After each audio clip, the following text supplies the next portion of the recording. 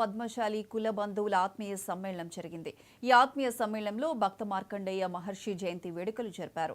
ఈ సమ్మేళనానికి ముఖ్య అతిథులుగా ఎమ్మెల్యే బండారి లక్ష్మారెడ్డి, సినీ గేయ రచయిత సుద్దాల అశోక్ తేజ తదితరులు పాల్గొన్నారు. ఉప్పల్, చిల్కానగర్ ప్రాంతాల్లో 2500 పద్మశాలి కుటుంబాలు ఉన్నాయి.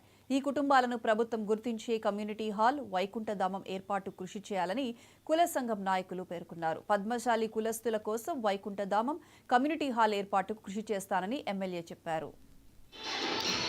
మా యొక్క కులదైవమైనటువంటి భక్త మార్కండేయ మహర్షి జయంతి సందర్భంగా మా యొక్క చిల్కానగర్ బీరప్పగడ్డ ఉప్పల్లో ఉన్నటువంటి కుల బాంధవులు అందరం కలిసి ఈరోజు కుల బాంధవుల ఆత్మీయ సమ్మేళనం నిర్వహించడం జరిగింది.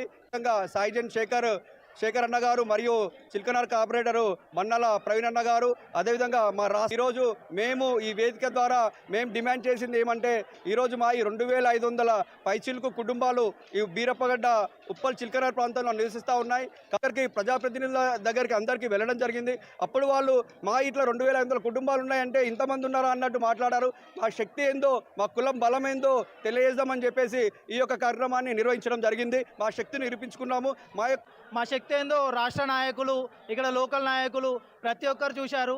ఇన్ని రోజులు మేము శ్మశాన వాటికకి మా కుల భవనానికి చాలా కాలం నుంచి పోరాడుతున్నాం. ఇప్పుడు వాళ్ళే మా దగ్గరకు వచ్చి మీకు అది ఇస్తాం ఇది ఇస్తామని చెప్తే మా కులం బలమేందో వాళ్ళకి తెలిసిపోయింది. ఇప్పటికైనా పద్మశాలీలు అంటే ప్రతి ఒక్క నాయకునికి అర్థం కావాలని చెప్తున్నాము. మేము పద్మశాలీలు అంటే మేము చిన్న చూపు కాదు. పద్మశాలీలు అంటే మేము మన తెలంగాణలోనే ఒక 14% నుంచి 15% ఉంటాము. దానికి మీరు నిరూపించుకోవాల్సిందిగా మేము చూస్తున్నాము. దానికి ఇప్పుడు రాష్ట్ర నాయకులంలో కూడా మాకు రాష్ట్రం నుంచి కూడా కాల్స్ వస్తున్నాయి. ఆల్రెడీ స్టేట్ లీడర్స్ కూడా కాల్ చేశారు కొంతమంది. ఇప్పుడు ఇంటెలిజెన్స్ వర్గాలను కూడా పంపించారు.